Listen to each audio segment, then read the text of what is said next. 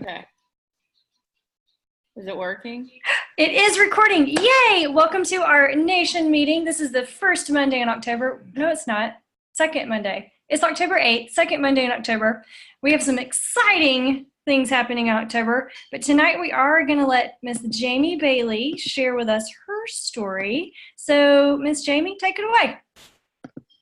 Hey, thank you guys so much for having me. I'm really excited to hop on here, and I love seeing your faces. It's so much better than just a phone call where I have to picture who's listening. So that's really fun. Well, okay, so I'm going to tell you guys just a little bit of my story, and maybe I want to be really vulnerable and authentic with you, and so I'm hoping that that speaks to you, and also I hope it sets you free, honestly, because I feel like in my journey in Arbonne, it has not gone the way that I expected it to go and the way that I wanted it to go, and sometimes that you feel like you might be the only one. And so what my goal is just to kind of give you a little, pull back the curtain a little bit and show you kind of what I've been through, but then also I hope that it puts you at ease. So, it's funny because the first part of my business, and I will just tell you, I've been doing Arbonne since 2011, and I really did not know that I fell into this, but I like to just show people the success. It's kind of like social media. Like you want to present your very best foot. And, for me, it hasn't all been success. And so I want to just be open about that because I think that that's the real part of this journey. So I'll tell you a little bit about me. And that way, if you are in a place in your business, maybe your business is rocking and you're like, just going for the next level. And I hope that is the case because that's really fun. But if by chance you are frustrated with where you are, or you're disappointed, or you feel like you should be further along than where you are, then I also want to encourage you in that too, because I have felt that way many, many times. So, okay, so I am a physician assistant by trade. And I have been a PA for 2006, I don't know how many years that is, 12 years, I guess. And when I was originally approached about Arbonne, my best friend in all the world, love her to death, told me she was going to start Arbonne. And it was kind of like, oh, poor thing. She's doing one of those things. And I was just like gung-ho about medicine, and it was only a few years later where I was like, wait, am I really going to be working this hard forever? I'm working 12, 13-hour shifts, and all of a sudden my everything changed. And so for me, as you know, I jumped in eventually, but I was very hesitant. It wasn't my thing. I was in medicine. I had worked hard. I'm not going to do something, all that stuff that you probably all know and went through, or either know somebody struggled with in the beginning. But when I finally did jump in, things went really well. And it was 2015 that, so about 4 years, I finished regional vice president. Now, the 18 months prior to finishing regional vice president, I was like in and out of qualification. And I have some people that are like, well, that's still awesome. Like, at least you were close. But like when you're in it and you get into qualification and then you don't finish and you get in, you're like, oh my word, I'm probably the only person in the history of Arbonne that has been in qualification this many times and hasn't finished. Like all this weird, head jump comes in. So when we finally finished January 2015, it was like, oh, we had arrived. We were in massive momentum too. And then a couple months after that, I found out I was pregnant, expecting my first baby, which was kind of a surprise. And at the same time, I had 3 area managers set their business aside. And so if you know anything about the numbers, that's can be bad news. So I'm dealing with, whoa, I'm about to have a baby, and distraction comes in. My team flails a little bit. And over the next 18 months after that, we just kind of gradually went backwards. And, you know, honestly, there was a moment too, or a season in there where my husband's business got super successful, and I just couldn't remember why am I doing this again? I'm tired. It's not fun anymore. And it's not all like rainbows and unicorns or whatever that saying is. And so it was a rough season for me. And thankfully I had a sponsor, ERVP Stacey Goddard, who let me be honest with her and vent and talk and say the things that probably, you know, I'm just an honest person. And so that's kind of who I am. And so, but I want to tell you that in those dark moments, those moments where I'm like, what am I doing? Like, is my season over? Like, maybe that was a good run, and maybe our run, like, we're done. But I knew that I didn't want to go out like that. Like, I didn't want to go out at the bottom. And our former president, Rita Davenport, has this one line. I remember hearing it at Green Bay one year. And she said, "Is this the hill you want to die on?" And I have thought about that line so many times. So every time I feel like I'm in a slump or whatever, it's like that line just goes through, like, this is not the hill that I'm going to die on. Like, this is not where it ends. And I really could think in some of those moments, like, one day I'm going to share my story, and this is going to be a part of it. And even though I'm kind of at the bottom right now, like, this is going to be a part of it. And so my story is not all depressing.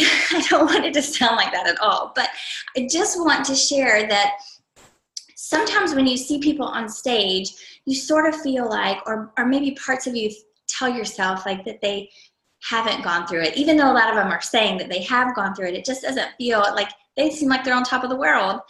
And, you know, for me, there have been a lot of times where that wasn't the case for me, and I just sort of felt alone in that. So I want to tell you about like two big shifts for me. So kind of going through that. So, and I don't even know, I can't remember the exact timeline, but I mean, we went, like, we had big meetings, right?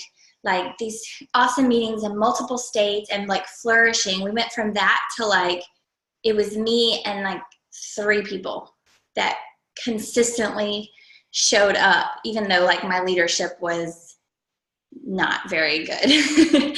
And so even that was hard. Like, whoa, what just happened? And it was gradual, but it just felt like we were going the wrong direction. And so 2 of the big shifts that I want to share with you, because I think that it could help you just wherever you are in your business. There was a lot of little things, but the 2 big things for me was, the first thing was realizing that the joy is in the journey.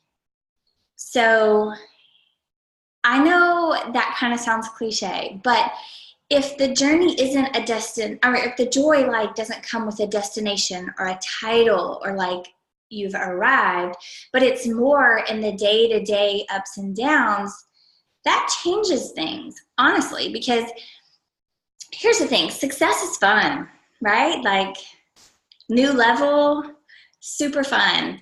And honestly, that's the easy parts. It's the disappointments that are hard, or the failures. Like, that's the stuff that has a potential to take you out. And so finding the joy in those things, that's like a different ballgame. You know what I'm saying? And so for me, I had to like rework my brain. Like, okay, when people quit, how do I find the joy in that?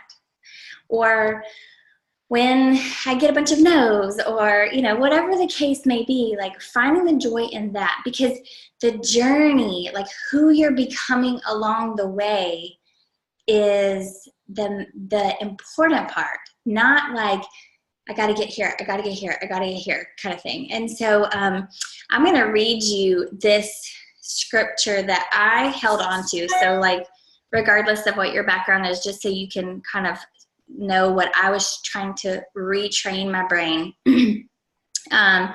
So it's James 1:2. And it's kind of a cool translation. And so it like jumped off the page to me when I felt like I was going through a lot of trials.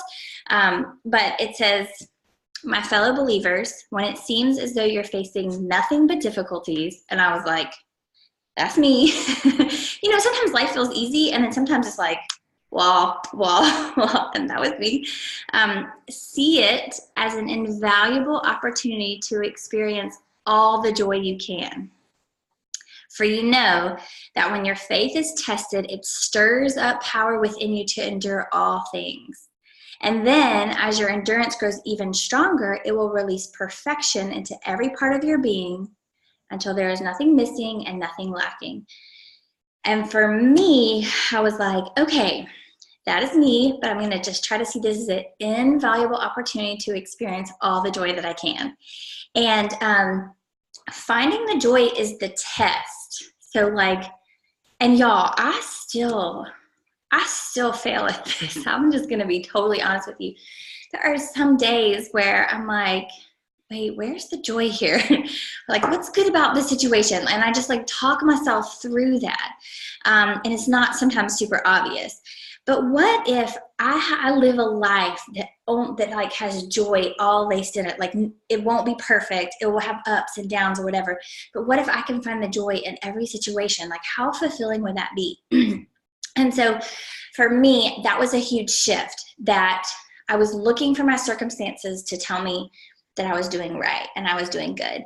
And that wasn't necessarily the case, but the journey is the joy. And I can tell you honestly, at this point in my life and even my Arbonne journey, I am so thankful for the things that I have gone through, because it has completely changed me and it's completely changed my perspective.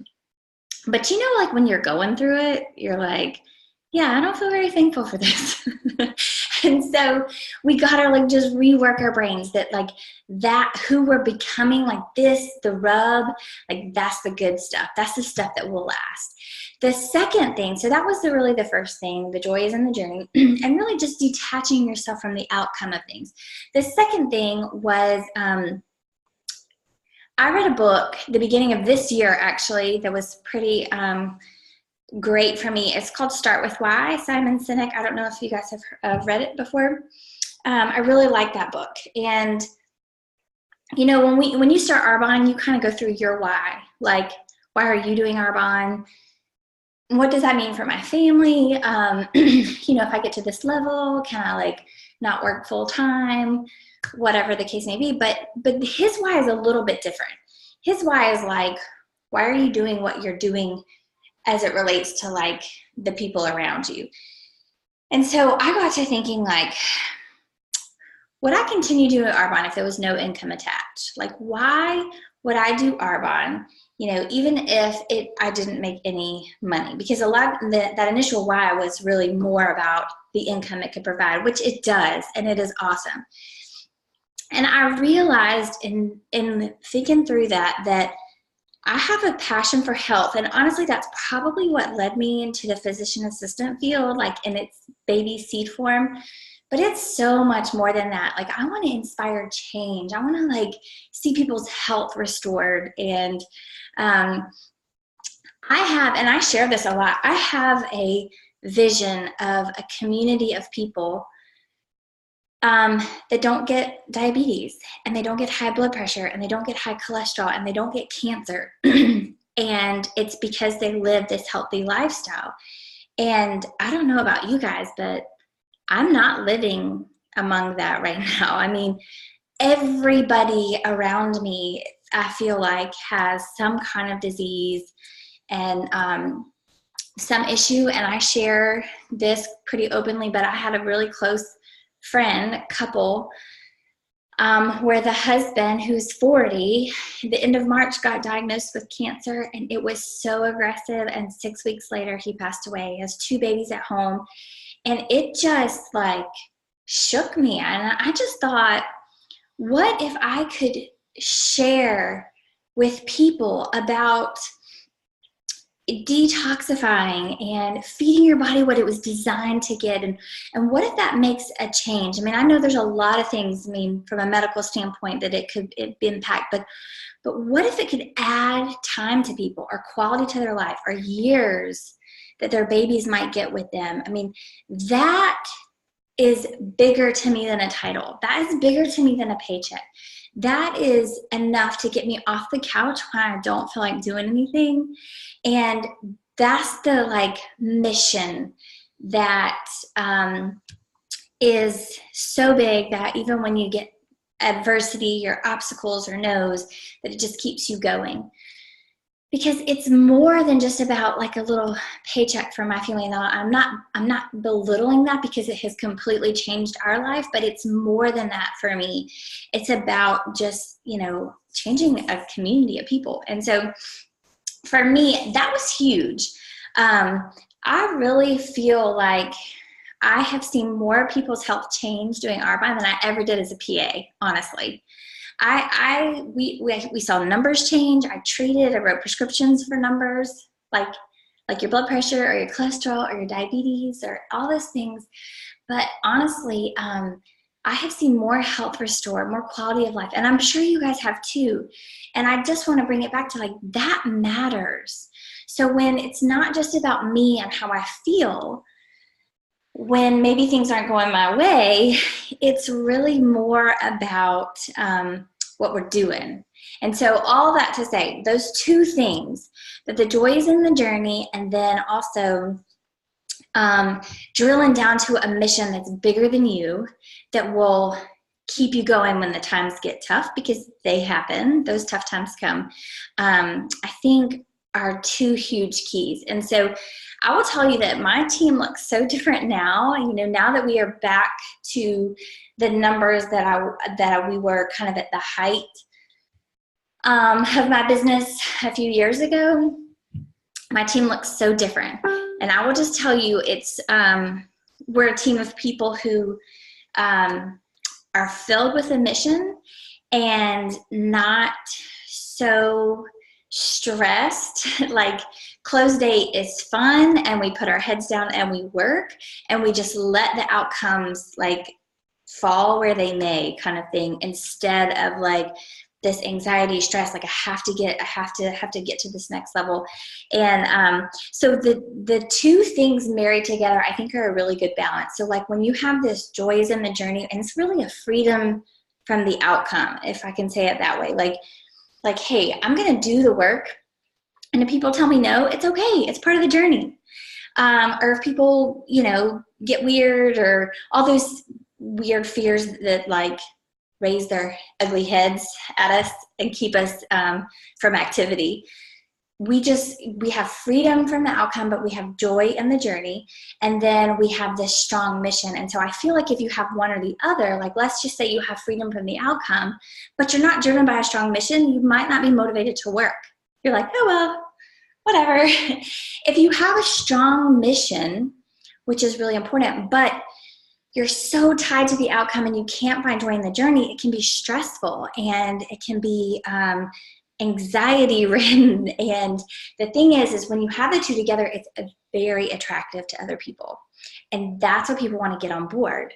Like, hey, we've got this joy and it's fun along the way, regardless if you're a consultant or a district manager or area manager, but yet we have this really big why, and we're going to change the world with it. And so those two things together have this like really cool tension and good balance. And I feel like that is really powerful. So I really hope, wherever you are in your business, you know, I hope that it speaks to you. And you might have had, so prior to me going through this crazy season that I'm telling you about, I had never lost a level. It's like things had been, it took me a while, you know, I told you about the going in and out of qualification, but things have been relatively seamless. And now I've lost all kinds of things. And like, I felt like I was humbled, and now I can speak to other people. So like, even if, let's just say you aren't in that position, but you might have someone on your team that is, just those, having some of those nuggets to let them go through that. And honestly, I felt so much grace. And I will just say, I probably was given more grace than I typically extended to people. And I would just say, like, if you have people on your team that are struggling or whatever, just extend the grace to them wherever they are. And let me see. So that's like the main thing that I wanted to share with you, those two things. And then the last two tips that I would tell you, which really helped me when I was in my slump, and honestly still do. So what's funny is 2015, so that's when I found out I was pregnant, had a baby in 2016, and so now I have a 2.5-year-old, and I'm actually pregnant again, having a baby in January. So this time looks a lot different than last time, and it's because of I'm a different person, like the things I have learned. But I would be, I think, amiss to tell you that I still am not faced with some of those same things of like, wow, I'm so tired, or gosh, I'm so distracted, or we've got this and this, and life is just happening to all of us at the same time, and how we deal with it can make or break our business. But the two tips that I would have for you, like just off the, like two things that really helped me was even when I felt like I was on a cliff, like I was teetering, like somebody throw me a rope kind of thing because I'm about to fall off. And so if that's you, and even if it's not, these tips can help you. But the first tip I would say is like, keep showing up. Like, and I would not let myself, I would not ask, like, should I go? Like, should I go to GTC? Or should I go to impact training, or, Bash and Nash, or like these things that are regional? I never ask, should I go? Because there was a lot of times I didn't feel like it, just being totally honest with you, or it didn't fit in life or whatever. And I just would brush that question aside. Like, no, you just go. You just go, because even when you don't feel like it, you just show up. And when you keep showing up, your DAs, your meetings, your connections on Zoom, your training calls, whatever it is, it's like a lifeline. And so just keep showing up. Go even if you don't feel like it, or you feel like you don't deserve it or don't belong, or whatever. And the second thing I would tell you tip-wise would be to read personal growth. When I felt like I can't do anything else, like I have, no impetus or no motivation to do this, whatever, like I can at least read personal growth. And you would be surprised that like a tiny little something kind of changes you. And so I would say that those two things, just continuing to show up and also just continuing to stick to the personal growth, even when I didn't feel like it, kind of helped me. It turned my ship around, honestly. And so the cool thing about this is wherever you are in your business, if you're like on top of the world and everything is really great, or maybe not, then you get to decide where it goes and where you want it to go. And, I'm not a sideline person. I don't want to like watch everybody else be successful, but there are times in your business where you might see on social media where like they're promoting, and you just feel like, hey, what am I doing? But just keep showing up, keep reading. And if you can get those two concepts of the joys and the journey. So like when I have a bad day, let me find the joy in this. And when I can't remember why I'm doing this, or it feels easier to quit or to like not feel like a failure, then remember that why, that it's about other people. And so those are just the things I wanted to share with you guys. And that's really all I have. Thank you. Oh my gosh. So perfect. Thank you for just being real and just being Jamie. I knew you would be good at that. So does anyone have questions? While you guys are unmuting yourselves, I was going to ask, once you figured out the two pieces that worked for you, at what point in your timeline, was it 2 months, 2 years, did you start to see a shift with the people that were coming on the team? That's a really good question. So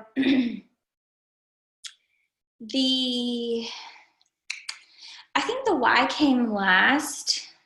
That was just this January of this year. But I did see a shift with the people, because people like want to go where someone else has, like they know where they're going kind of thing. But the joy in the journey, it just is kind of what kept me going. That's a good question. I mean, what happened was it wasn't, I wish I could go back and it wasn't like ding, a light bulb, and then everything changed, as much as it was like this, like I'm like working these muscles, like, okay, I gotta get here. And then somebody would come into my business and breathe life in it. And I was like, okay, see? And then, it might be slower, but I would say it just kind of snowballed gradually. And the cool thing is, and you guys maybe have shared this, but like we went to Green Bay, a month ago or so? I don't know. I can't remember when that was, end of August. And there was somebody who said, Richard Blissbrook, in that video that he showed, and he was like, once you do something once, and let's just say you lose the title, then you know how to do it again. And so for me, it was like, oh, well, okay, I've done this before. And yeah, it stinks to go from regional vice president, down to area manager, or like me, I didn't even tell you guys this. I went from region to area down to district, executive district. Like that's a hard pill to swallow. But here's the thing, I'd done it before. So you just keep doing it. So I don't know what the timeline is exactly, but I don't know. I still think I'm seeing repercussions of some of these shifts, even as we speak. So. Oh, I bet you are, for sure. And you'll continue to. Does anybody else have questions? I see some unmuted people. I was going to say, I think it's kind of like, Jamie, I think to me, it sounds like when you have a child, like you can picture, like you look at a 3-month-old baby and you go, God, I wonder what they're going to look like when they're 5. And you cannot even picture it. But when they're 5, you look back and you say, they look exactly like they looked when they were 3 months old. It's just that I can imagine like that feeling of like, and I've been through some of this in my business too, where in the first 1.5 years of my business going to region, I was so uptight and stressed, like you were talking about, that I was just on this mission and it was not fun. And I was like just so miserable because I was so uptight. And when you relax into it and just do the activity, it was so amazing. But I had a question. I guess that was not really a question, but do you still work as a PA? Good question. Okay, so I had a baby, and then at 6 months old, I went back to do one morning a week, which is 8 to 12, and that was like a super sweet spot. And actually in that process, so I did that for about 18 months until last Christmas. And in the last 1.5 years, I have been doing a functional medicine certification, which is more than nutritional healing and is perfectly in line with Arbonne. Actually, Deanna Osborne, if you guys know her, or Deanna Holdren, she's the one who introduced that to me. And so at Christmas, I just went to my boss and I was like, I'm not super passionate about, even though it's only 4 hours. I want to like spend my life doing things I'm passionate about. And I was still writing prescriptions. And so I am in the process. Well, then this pregnancy kind of came up and it wasn't exactly planned either. So, so my timeline might be off a little bit, but I'm in the process of getting certified to do that. So I could do that part-time more as a passion. And that's really, honestly, that's like medicine and Arbonne together. And it's like, oh, it just like was the perfect fit for me. So Arbonne has actually kind of enabled me not only to like fund and have the time to find something that I'm more passionate about, but to not do the things that I'm not passionate about, which was just the writing the prescriptions. So to answer your question in a very long way, I haven't worked since December. That's awesome. So going through a functional medicine certificate or program, have you like, does Arbonne, does it truly, like, do the products truly meet all of the criteria that you're learning about? It's really impressive. So like a functional medicine, you can probably talk to like 10 different people and they would probably give you 10 different answers.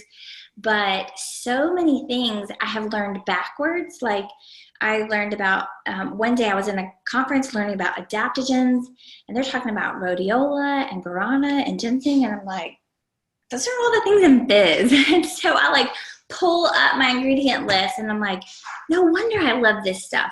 And now I'm learning, what the adaptogens do for the adrenal glands and all these things backwards. It's like, you don't even have to know that. You just know, like, hey, I take this and I love it. And so there's so many things that have really impressed me about Arbonne, even more so.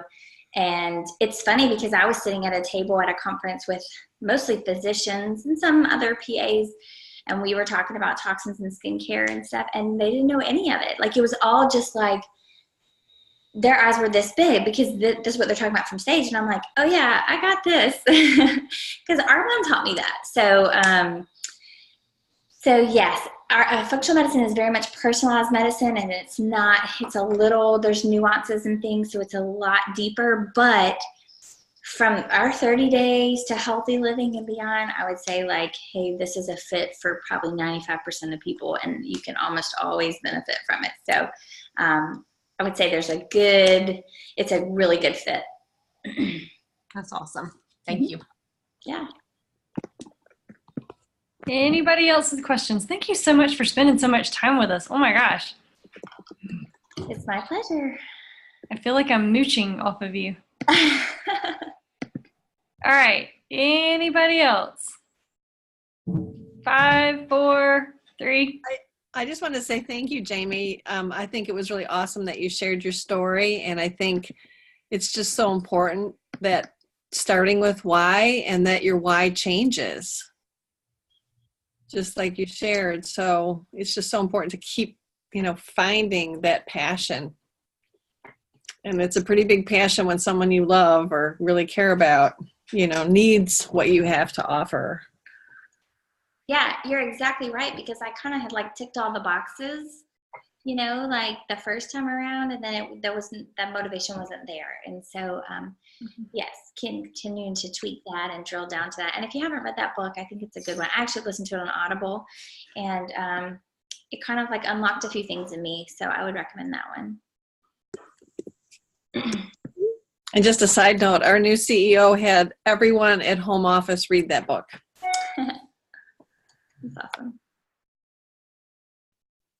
All right. I don't see anybody else. Thank you so, so much. Oh my gosh. So spoiled. I hope you guys realize how spoiled you are. You guys are awesome. And feel free, any of you, if you want to reach out to me, like through Facebook or whatever, and message me with questions or anything. I'm an open book, so feel free to do that.